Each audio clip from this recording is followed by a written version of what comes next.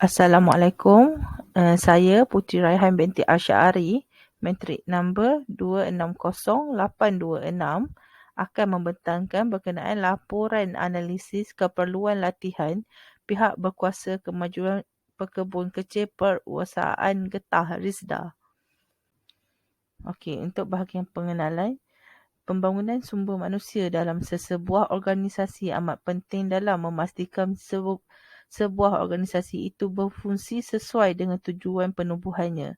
Melalui pelaksanaan latihan, setiap individu dalam organisasi akan dapat meningkatkan ilmu pengetahuan, kemahiran dan juga dapat memupuk sikap untuk bekerja secara efektif dan produktif bagi memastikan misi dan visi organisasi tercapai. Oleh yang demikian, pengurusan organisasi haruslah membuat perancangan dan pelaksanaan latihan yang berkesan melalui keperluan pegawai dan kaki tangan melalui proses analisis keperluan latihan TNA.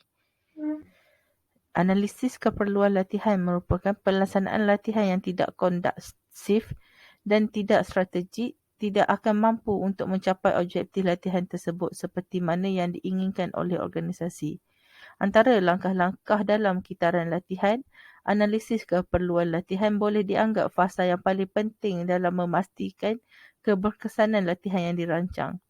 Individu yang dianggap kompeten dalam pengurusan hal ehwal latihan di dalam organisasi perlu sentiasa mengemaskini ilmu pengetahuan mereka agar dapat mengelak daripada membuat analisa yang syok sendiri tanpa mengambil kira faktor-faktor sekeliling dan semasa. Latar belakang RISDA.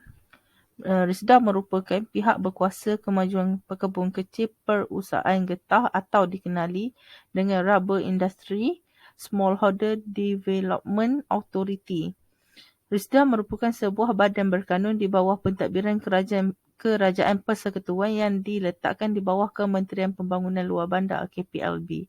RISDA mula ditubuhkan pada tanggal 1 Januari 1973 dan penubuhan badan ini tertakluk di bawah Akta Pihak Berkuasa Kemajuan Pekebun Kecil Perusahaan Getah 1972 dan Ordinan Kumpulan Wang Perusahaan Getah Penanaman Semula 1952. Seterusnya, tanam semula merupakan antara salah satu daripada fungsi RISDA yang telah dikeluarkan.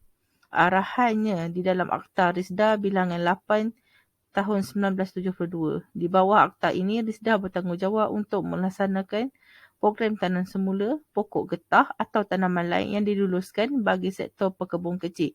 Kewujudan RISDA ini adalah bagi membantu meningkatkan pendapatan bagi golongan pekebun kecil. Misi RISDA iaitu memacu masyarakat pekebun kecil makmur daripada sumber komoditi dan hasil baharu berlandaskan revolusi perindustrian digital serta teknologi hijau. Visi pula menjadi agensi peneraju yang berdaya maju dan untuk kemajuan pekebun kecil. Seterusnya, objektif pekebun kecil memperolehi purata pendapatan kolektif RM4,500 sebulan sekeluarga pada akhir tahun 2025. Nilai iaitu memupuk dalam diri setiap pegawai dan kaki tangan warga kerja RISDA bekerja dengan jujur, amanah serta berdedikasi dan berintegriti dalam menguruskan keuangan dan juga pengurusan pekebun kecil. Seterusnya, perancangan strategi iaitu memampankan penggunaan sumber manusia dan pengurusan peruntukan keuangan secara berhemah dalam memastikan tiada pekebun kecil yang terpinggir. Seterusnya ialah matlamat mengenal pasti latihan yang sesuai untuk diberikan kepada setiap pegawai dan kaki tangan di RISDA. Tupuan iaitu mengenal pasti tahap kompetensi dan cara bekerja pegawai dan kaki tangan di organisasi supaya dapat mengenal pasti kelemahan yang ada pada diri mereka. Dengan kaedah pemerhatian, temu bual, analisis reka bentuk, dokumentasi, kumpulan fokus dan penilaian prestasi. Seterusnya, analisis organisasi dan individu. Bagi organisasi didefinisikan sebagai menentu sejauh mana sesuatu latihan harus dilaksanakan di dalam sebuah organisasi. Latihan yang dilaksanakan itu haruslah mampu memberi impak positif kepada organisasi. Selain itu, faktor luaran Dan lokasi organisasi atau tempat latihan juga akan menjadi faktor dalam menentu kesesuaian pelaksanaannya. Bagi individu, untuk mengukur tahap kemahiran, ilmu, pengetahuan, kompetensi dan juga sikap individu itu. Kaedah dalam menjalankan kajian ini dapat pemerhatian, temu buah dan juga penilaian prestasi mengikut tahun bagi seseorang individu. Okey, untuk penerangan lanjut bagi organisasi iaitu maka dari situ hasil kajian mendapati terdapat beberapa faktor yang perlu diambil kira adalah seperti berikut. Pertama, masih terdapat di kalangan warga kerja RISDA yang telah lupa akan dasar penubuhan organisasi dan juga misi-visi organisasi, terutama pada warga kerja yang baru sahaja melaporkan diri yang harus diberi perhatian. Seterusnya, wujudnya jurang di antara pegawai dan kaki tangan bawahan dan penyediaan maklumat kerja yang berkaitan dengan pekebun kecil yang kurang memuaskan dan tidak menepati piagam pelanggan. Bagi individu pula, hasil daripada kajian yang telah dibuat, masih lagi terdapat sikap segelintir individu yang tidak mengambil endah akan tugas yang dilakukan olehnya. Walaupun terdapat di antara mereka telah menerima penghargaan seperti Anugerah Pekerja Cemerlang iaitu APC. Selain itu, sikap berkira dalam melaksanakan tugas turut masih kuat terutama dalam menjalankan kerja-kerja berkumpulan. Masalah komunikasi di antara individu juga dilihat lemah dan kurang bergaul di antara pegawai dan kaki tangan, termasuklah kaki tangan senior dan junior. Selain itu, tugasan kerja yang diberikan mengikut pengagihan tugas juga kurang difahami oleh mereka.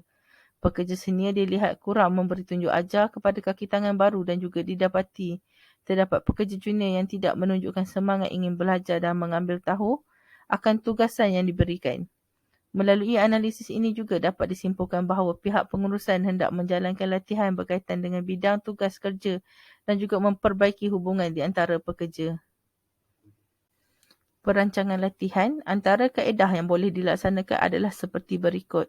Ceramah, perbincangan, latih tubi atau hand-on, secara atas salian seperti penggunaan Google Meet dan latihan berasaskan permainan yang mampu memupuk semangat kerjasama dalam kumpulan.